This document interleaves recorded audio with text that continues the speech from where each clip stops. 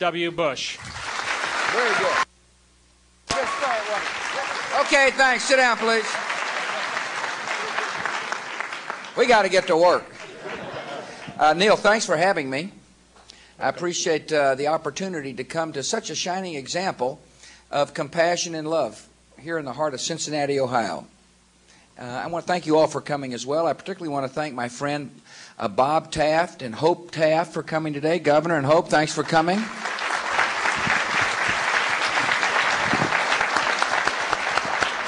Like me, the governor married above himself.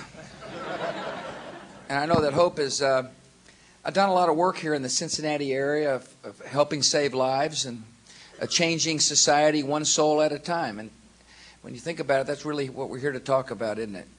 How do we make sure America is as hopeful a place it can possibly be, one soul at a time, one conscience at a time? I want to thank my friend Rob Portman and Jane and Jed for coming today. Thank you all for being here.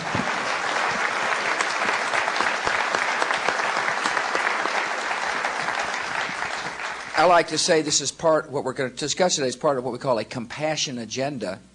And there's no more compassionate congressman than Rob Portman. He has not only been an excellent congressman,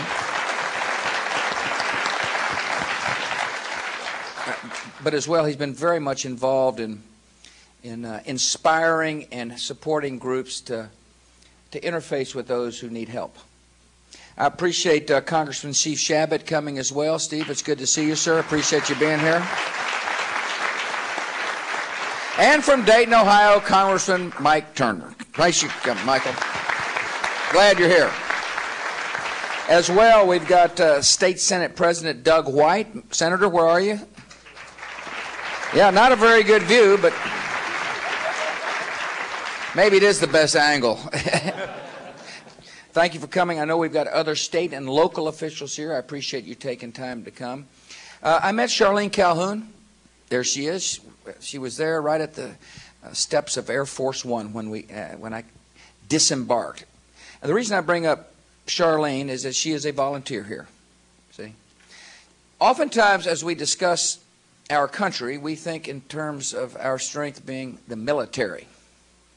And I happen to believe it's important to have a strong military to keep the peace. Or we talk about the strength of our country being the fact that we're a wealthy nation. I also happen to think that's a very important part of our country, and I was pleased to see that the unemployment rate here in Ohio dropped to 5.6%. People are going back to work. The economy's getting better. The true strength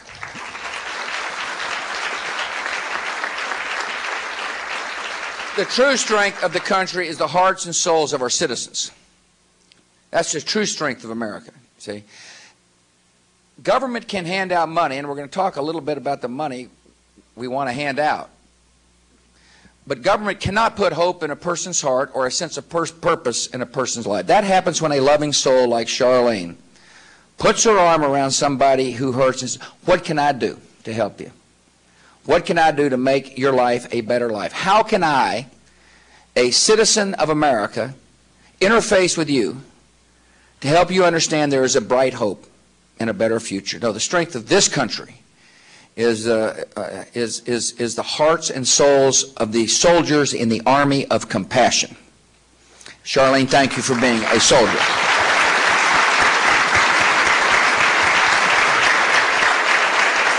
I know I don't need to say this to people here, but if you're interested in serving your country, volunteer. Become a mentor. Feed the hungry. Find shelter for the homeless. If you really want to be a super patriot, join the Army of Compassion. And speaking about that, Neil's a general in the Army of Compassion. He's what I call a social entrepreneur. We've got business entrepreneurs. We've also got social entrepreneurs, people who are trying to invigorate the social side of life. I mean, we're a land of plenty, but amidst our plenty, there are people who hurt. And we got to do something about it here in America. We got to be smart about how we save lives. Because the vision of our country is that everybody has hope, not just some. This country belongs to everybody. Today you're going to hear from some good folks who are trying to help and some folks who have received help because they decided to do something about their own lives. I think you're going to find these stories to be incredibly interesting. At least I did. Before we do so, I do want to talk about some initiatives. You know, there's been a lot of talk about welfare reform. We're moving people from welfare to lives of independence, and it's been a very successful policy. I mean, people want to be independent. They don't want to be dependent on government, but it must be done in a compassionate way. The welfare rolls have declined 60% since 1996. A better way to look at it is more people are now living a life they choose to live because they got help. And the question is, how do we continue to provide that help to help people live lives of independence? One is to make sure the education system works well. I mean, I think one of the keys to make sure that people are able to realize their dream is to insist that every child gets educated, that we stop this business about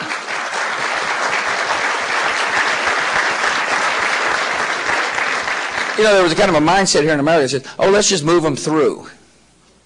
Guess who got moved through?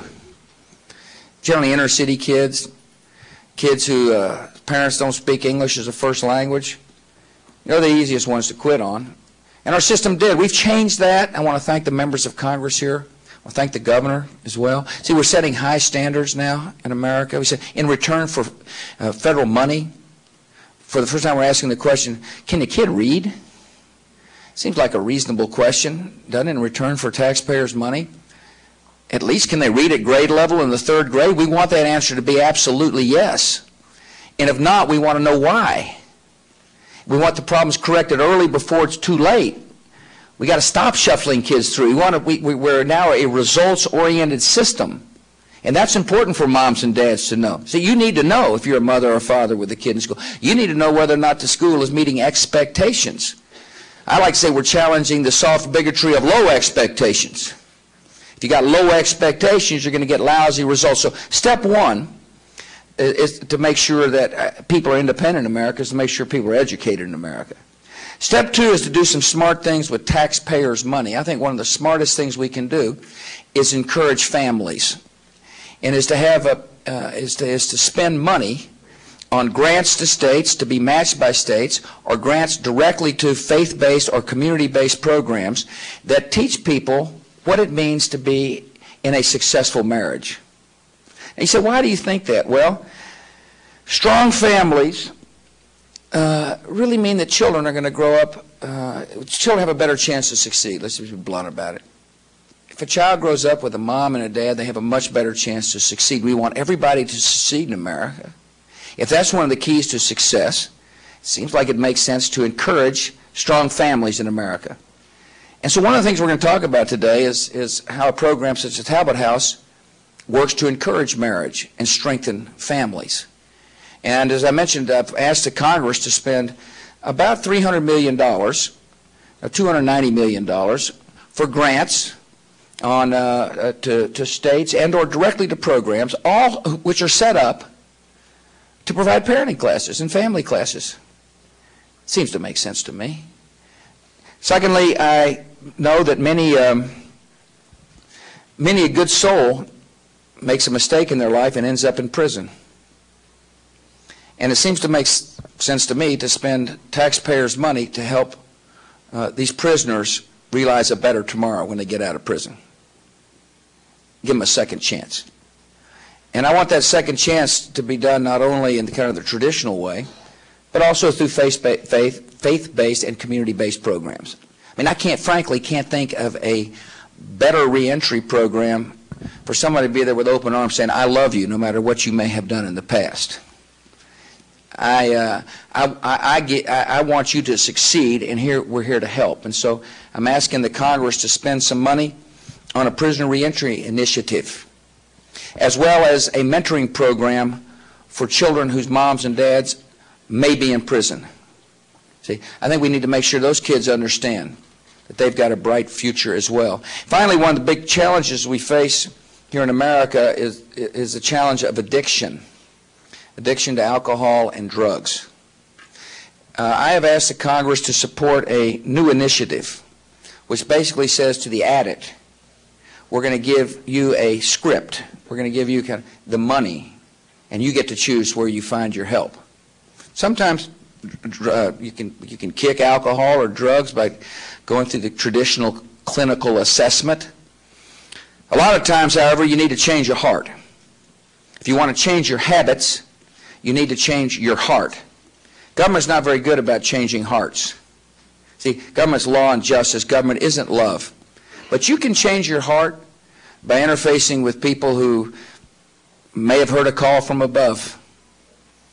And we in government ought not to worry about the process involved in these programs. We ought to just ask the question, are these programs working? That's what we want to know. Are we saving lives? Are we making a difference in our society by helping people? And the best place for me to make my point is to turn to a social entrepreneur in Neil Tillow. He doesn't look like an old guy, but he's been at this business since 1974. Must have started when he was in junior high. Now, Thank you, sir. Neil, tell us about the Talbot House, how it got started. What do you do here? There may be somebody listening who would want to contribute to this great program and or volunteer their time here or start their own. But tell us what you do. Thank you, Mr. President. For those of you who don't know Talbot House, we're an organization, as I mentioned earlier, that's been around about 40 years, and we do 3 or 4 basic things. We work with people who have substance abuse problems, and I think we're probably the largest drug and alcohol organization in the state. We work with folks with mental health problems and have 2 affiliates that help us with that. And we work with folks who are in welfare to work programs and have some great partners there. And we also have been in the community corrections reentry business since our inception. We were founded in 1964 when a group of actually a Presbyterian minister said, you know, we need to help people who are in prison, and let's do something about that and transition them to the community in a successful way. So I've been here for a little bit and have seen the agency grow quite a bit along the years. And I'd like to just spend a couple minutes on maybe three initiatives that I think line up very well with what you just mentioned, Mr. President. The first of that is prisoner reentry in general. And prisoner reentry is maybe a new term for an old problem, and that is how do we transition people back to the community who have been incarcerated. We're fortunate here in Ohio because Ohio is probably the leading state for community corrections programs in the whole country. I think it's widely acknowledged of that. We've got great leadership here in Ohio with a director who is just unbelievable, Reggie Wilkinson. And we've had the support of our governors, including this governor, to make some things really happen, and we appreciate that. But prisoner reentry has to be much more than just community corrections program. It has to be about wrapping services around offenders as they get out of prison. We're also fortunate right now because we have a federal legislation pending that actually your friend that you mentioned, Rob Portman, is sponsoring. That is a reentry bill that follows your second chance presentation you made in the State of the Union. And the purpose of this bill will be to try to focus on housing, family reunification, strengthening families, employment, and substance abuse and mental health issues. Those are the 4 major problem areas that people have when they transition out. Yeah, one reason I'm here is to give a little boost to that bill.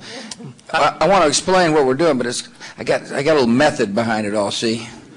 Sometimes Congress needs to get a little boost. Portman doesn't need a boost, but anyway, sorry to interrupt this. I was told you might do that. But we're lobbying them. Yeah. Let me know how I can help, sir. You're helping. Keep talking, will you?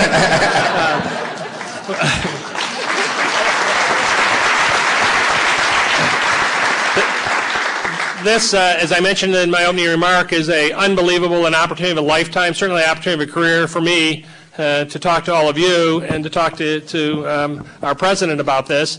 But here in Ohio, we've latched onto something just recently, and it's with our 2 of our great state agencies, the Ohio Department of Job and Family Services and the Ohio Department of Rehab and Corrections have worked out an interagency agreement to provide Talbot House $700,000 in money that I believe is at the governor's desk, more lobbying, and you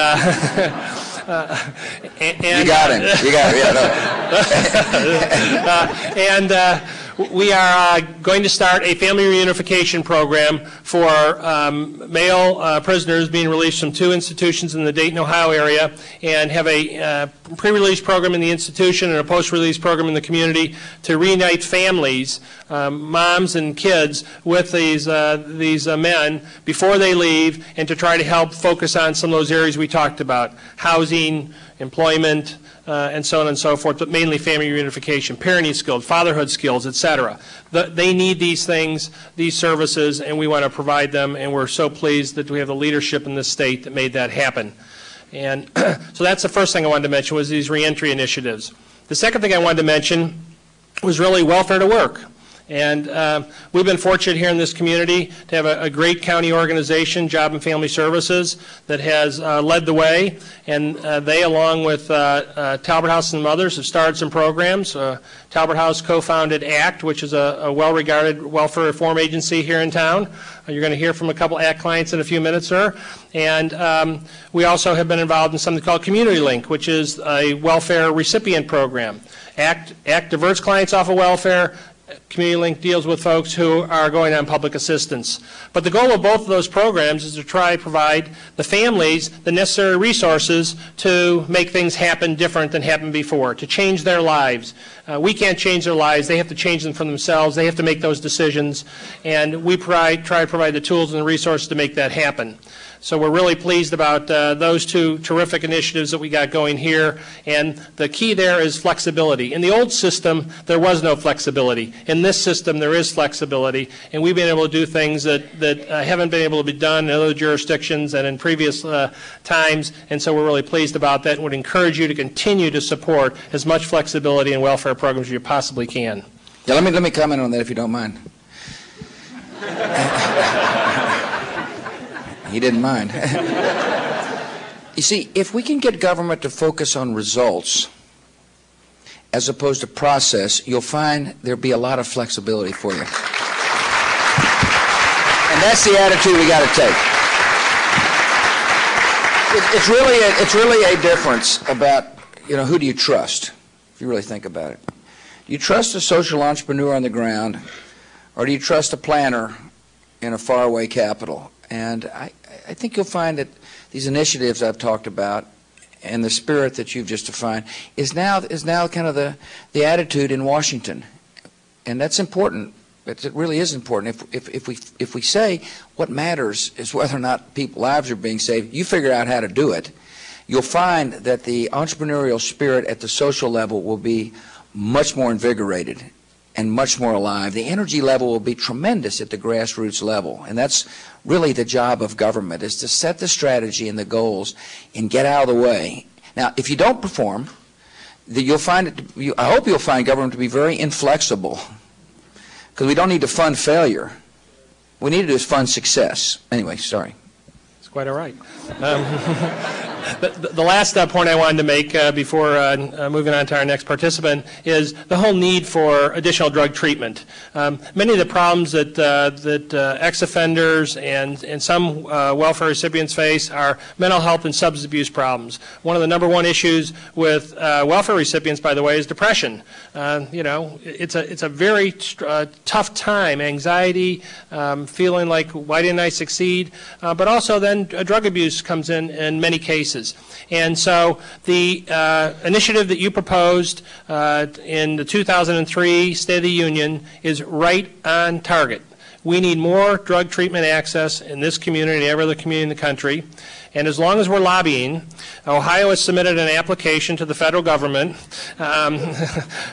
for access to recovery initiative, and we are very hopeful. I helped meet with some congressmen, Congressman Regula and Portman in Washington about it in the fall. We are involved in the writing of the proposal, and we feel it is a terrific proposal to add additional capacity for people accessing drug treatment who need it in this community every single day.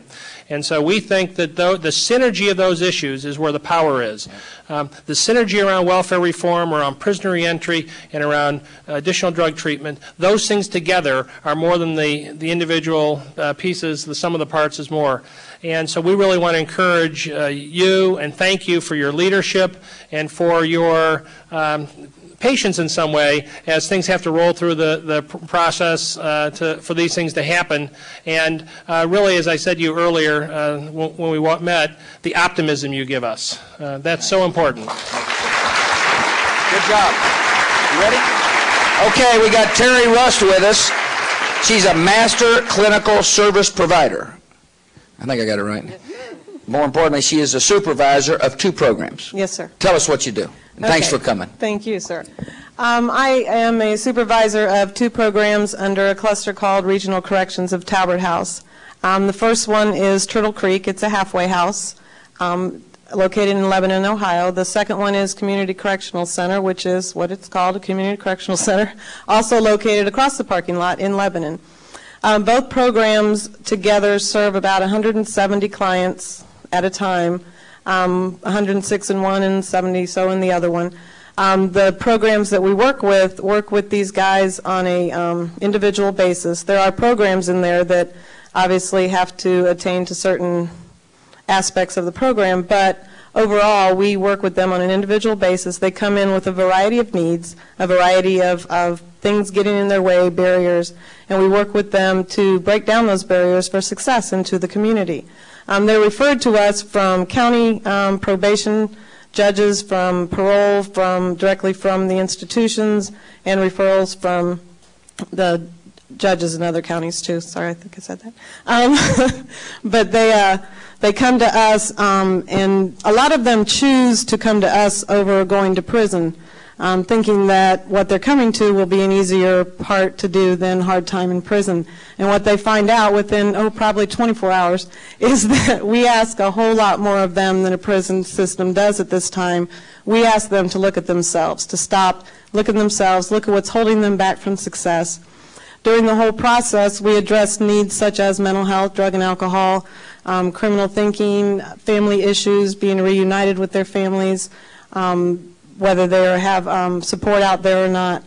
And we've had a lot of success stories that have come from these. One I can talk about very recently happened to me. I was sitting in a restaurant waiting for a friend to come, just drinking a Coke, and this gentleman who had left about 3 weeks earlier comes up, and he had his son with him. And when he came to us, he came from prison and then to the Community Correctional Center, and he left there wanting to get his son back. And while he was there, we started the paperwork with him, and he did all the work to get him reunited with his son. Well, he walked up with his son, and a little 7-year-old boy there just shining and hanging onto his dad's arm, and it was just something to see. And he came up and he said, "Mrs. Russ, I just want to thank you for what you did for me." And I had to look at him and say, "I didn't do it. I'm the catalyst, maybe. I was support for you, but you're the one who made this choice." And so he was successfully re-entered into the community. Must make you feel pretty good. Oh, it's very good. Yes, sir. Saving America one soul at a time. Speaking about good souls, we got Tammy Jordan with us. She's an inspirational person. Why don't you inspire? Tell us your story.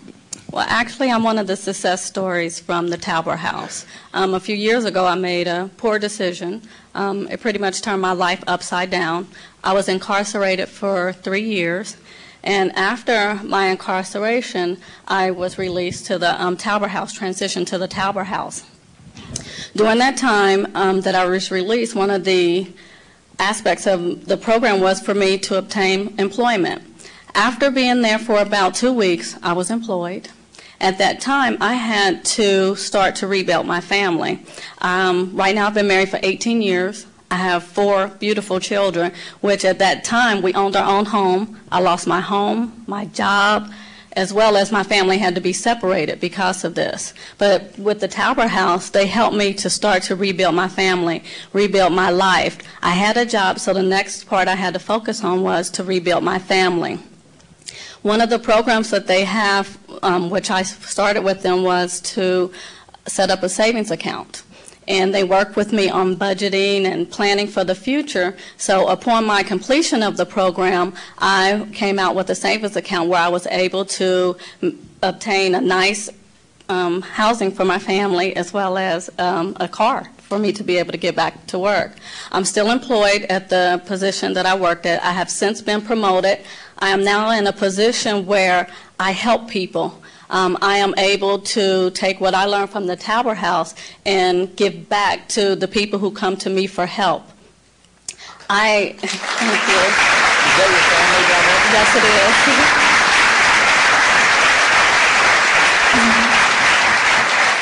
I honestly don't think that I think my story would be different if I didn't have the support of my family, my church, my friends, the Talbert House, who pushed me, encouraged me, and actually gave me the opportunity to step back into society and once again to become successful. Like I said, I'm successfully employed. I'm very happy what I do.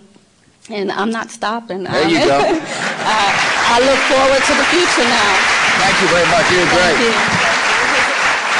I think I see four very proud children. It's right here, and my baby. Yeah, and your baby. Okay, one's a nephew. Proud nephew. Yeah, look. Auntie did a good job, didn't she? Yes. Thank you very much. I loved your story. There's nothing like having a story like this to be able to share with people. I'll never forget when I was the governor of Texas, I went to a prison unit. I decided to turn over a wing of the prison to a faith-based program. Again, the attitude was whether or not the prisoners would come out and not go back in. He said the recidivism rate, could it be lowered if we had a faith-based initiative in the prison unit? And so I went to see it as the governor. And out comes the prison choir. And one of my favorite hymns is Amazing Grace. And of course, I got a lot of my mother in me, so I immediately jumped in line with the prisoners singing Amazing Grace. You know, like 10 white suits and me. Because they weren't exactly suits. They were like, you know the kind of suit I'm talking about, jumpers, yeah. And anyway, we're swinging back and forth. And on the front page of the Houston Chronicle is Bush arm in arm with a guy in prison for 20 years. Let me tell you something. I welcomed some people to the White House who had been involved in this program. And I looked at the man sitting next to me in the Roosevelt room of the White House. And sure enough, it was the guy who I was arm in arm with singing Amazing Grace. You can go from prison to be a boss. You can go from prison to the White House just so long as you have somebody who's there willing to take you by the hand and say, I want to help you help yourself. And that's what we're here to talk about. You did a good job.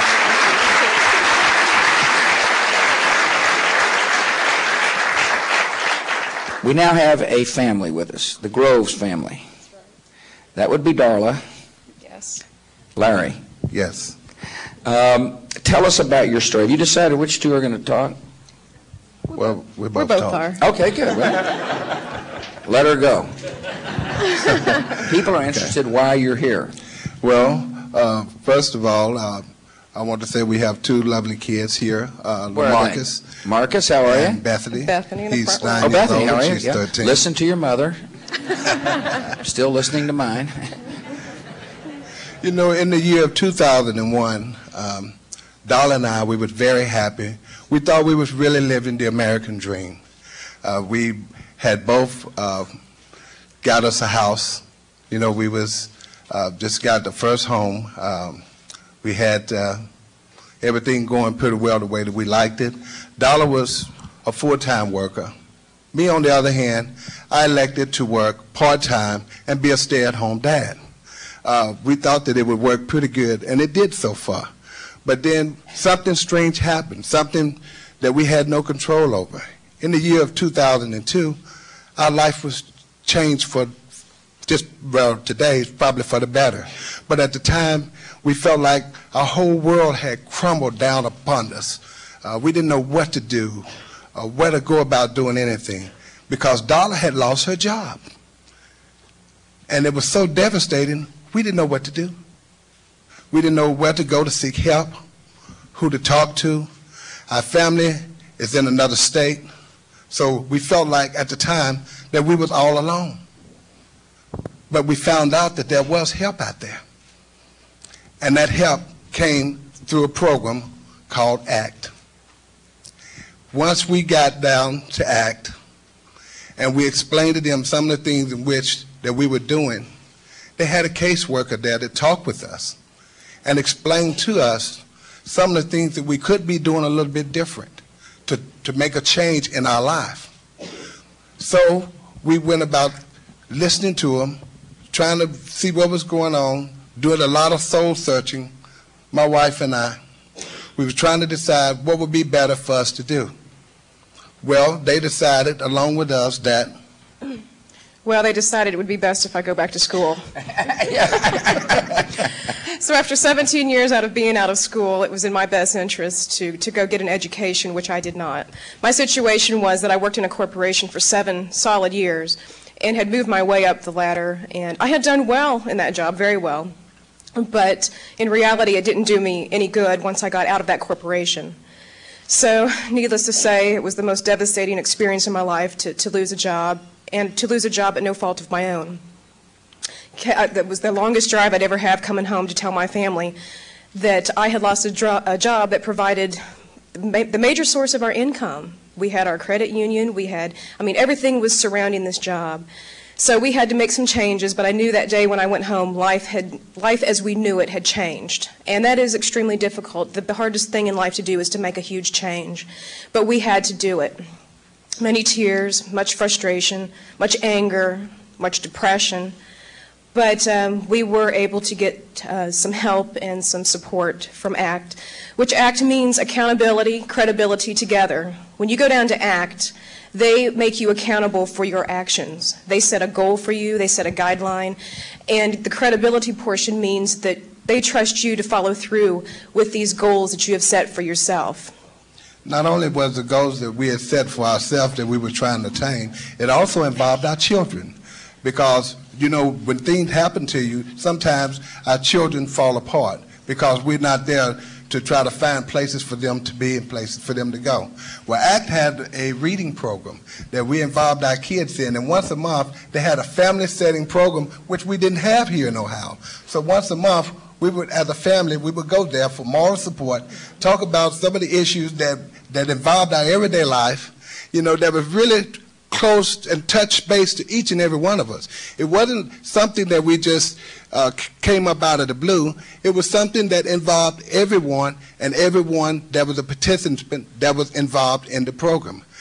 My kids loved to go. They were so excited about going that they couldn't wait for me to get home from work sometime. Well, when are we going to ACT? When are we going to ACT? So, you know, it's been very instrumental in our life so that we could have someone to give us the support that we needed in the time of need, and not only just financial, but socially, in all aspects of life. So today, I want to tell you that without the push that they gave us, the drive that we had to have, and the desire to want to do better and to succeed, especially with being a role model for our children, we would not be here today. There you go. This is that's a good job. Well rehearsed. ACT is a collaboration of local entities of which the Talbert House is one. So when you hear ACT, think in terms of the Talbert House plus others, correct? Yeah. It's a freestanding organization. Right, freestanding organization, all aimed, set up by the state of Ohio, right? Encouraged by the state of Ohio. We're fixing to get to the state, man, here in a minute. It was encouraged by our county, Job and Family Services, by the state, and led by the founding agencies. Okay. Let me get back to you for a minute. So tell them what's going to happen July the 8th. July the 8th, well, it's been a long 2 years. My first year... It's hard to go back to school, right? It's very tough to go back to school, especially after being out 17 years. But I went to Cincinnati State. I chose to go there. Well, it was chosen for me, but I decided to go with the plan. And I put a year towards my registered nursing degree. And then after that, last year, this past year, I had transferred to the Great Oaks Practical Nursing Program, and I have successfully completed this, and I will graduate July 8th with my license in practical nursing. It requires some to go back to school, and there's help. There are Pell Grants, there's displaced worker money, there's a trade adjustment money. I mean, there's all kinds of money available to help. And what's interesting, and people will find this to be what Darla just said, extra education makes you more productive. And if you're more productive, you're going to get paid more. And so it was painful, I'm sure, to go back to school. It was very painful. Yeah, Very well, painful. You know, can I say something? Yeah, please, absolutely. Mr. President? Larry, Sorry. sure. When you speak of that, I have to give a whole lot of credit to our children, because after Dollar had been out of school for 17 years, our daughter here, Bethany, she's in the 8th grade at the time, and night after night after night, Bethany would sit down at the dining room table and help Dollar go over her algebra work.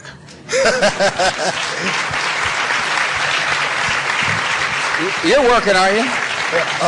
Yes, sir, I am. I was able to change my lifestyle around. I started working full-time instead of part-time so that we could have a steady flow of income coming in, but I still am involved with the kids, and I still make sure that we read every day, that we eat dinner together, that we pray together, that we go through everything together as a family, as a unit. There you go. Good job. It makes everything worthwhile. But all of this here, I really have to say, I give a lot of credit to ACT, because we was lost, Mr. President. And now you're found. Yes, sir.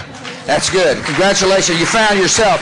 By the way, government can't make people sit down with their kids and pray. They can't make people decide to go to. People have to make those decisions themselves. See, the role of government is to stand there and say, we're going to help you. If you want help, there's help here. And that's what we're describing. We're describing this, network of providers that are there to help people help themselves. The job of the federal government is to fund the providers that are actually making a difference. Now, we've heard from the local man, and we've heard from the federal man. Now we're going to hear from the state man, Joel Potts. See, the state plays a critical role in all this business. Much of the federal money goes directly to states.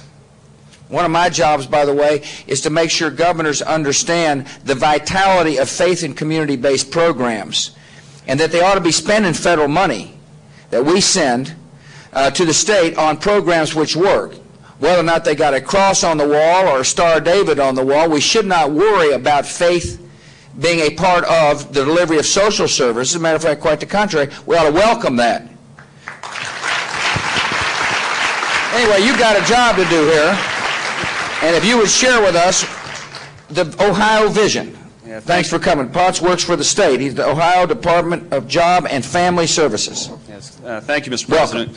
Thank you, and I have to be very honest with you. I'm very humbled to be on this stage, because I am one of those policymakers, one of those bureaucrats from a distant state capital, and we can talk the talk, but these people walk the walk every single day, from the practitioners to the families that are served, and it is really an honor. Thank you. There's a word that you've used several times today, and I've heard you use all over the country, and I think when I deal with welfare reform, it is absolutely the right word, and that is compassion. Our program is much more compassionate today than it was before TANF, and the things that you're talking about will help to improve those types of relationships that can have the types of successes that we're seeing here on this stage. When we had our former public assistance program, so welfare reform is nothing new. We've been doing reform for 60 years, but the TANF program is different. Prior to TANF, if individuals in their circumstance would have come to us and said, we need help, we wouldn't have been able to help them. We would have said, you know, what we need you to do is fill out this 35-page application, and we'll put all that information in the computer, and we'll see what the computer tells us what you're eligible for. And the fact that they had assets, the fact they had resources, a home, a car that ran, and those types of things would have been reasons to kick them off the system or not even let them in. And so when we look at what we've done with the TANF program, we said we need to have a more compassionate approach. And I think the biggest mistake government has made in social service programs for the past century is that in the name of compassion, we tried to make poverty comfortable, and it's not comfortable. And we shouldn't have been trying to encourage people to raise their children in poverty. We should have been setting up systems that help families lift out of poverty. And that's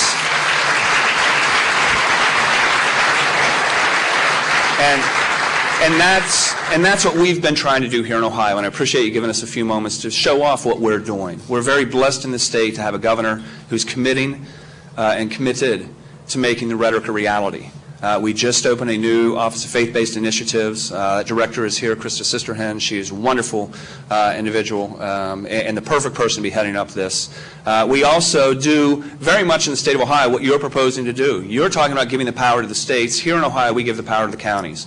And it allows people like Neo and the Talbert House and Carol Gibbs and ACT and the Alvis House in Columbus and the Center for Families and Children in Cleveland to come together and say, you know what, we have an idea on how we can take the President's initiative for family formation, and we could help work with incarcerated individuals that have families. And we really want to encourage and strengthen that. We're a very strong work-first state.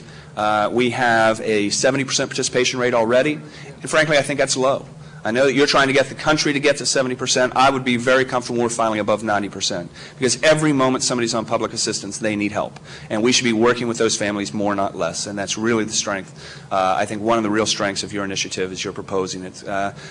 You met with my director a couple of years ago in Columbus, and one of the things he had said is that pressure is the key ingredient to diamonds. So if you keep that pressure on us, I'm sure that we'll be able to respond to that. And when we're looking at the types of things that you've been proposing for us, I really think that we can make our program better. Anything we can do to help Congress move forward with welfare reform, I'm more than happy to be willing to do. I think the fact that it's been stalled for the last several years gives a couple of false impressions. One, that the work in welfare reform is done. And it's not done. We've been very successful at getting people off of public assistance and getting them jobs. What we need to now do is help them get careers. And that's going to take time, that's going to take commitment, that's going to take effort.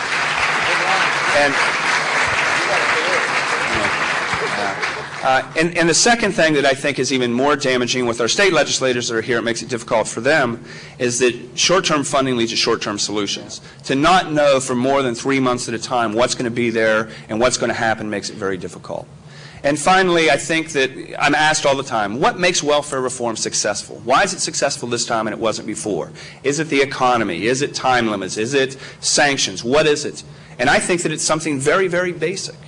It's for the first time we set a realistic expectation that those who are on public assistance should not look at this as a way of life, that it is a point in time that we can help to improve. It was the expectation that changed, just like the expectations you're trying to change to get us talking about family formation, to get us looking at those types of things. Doing nothing hasn't helped. And having my wife and daughters here, I know with 2 teenage daughters, my wife and I really appreciate any help you can have to push that. You need to be married before anything happens. I would really appreciate you continuing that. Thank you. Good job. Good job. What Joel is talking about is Congress needs to get the welfare bill to my desk. It's a bill that will encourage work and it will encourage compassionate programs at the same time. It's stuck. There's too much politics in Washington on this. The 1996 welfare law worked, and members of Congress from both parties have got to understand it worked, and we need to build on it to save lives. That's what we're here to talk about. And I hope you get a flavor of the attitude now coming out of Washington, D.C. about how we can support the social entrepreneurs. That's really what I wanted you to hear.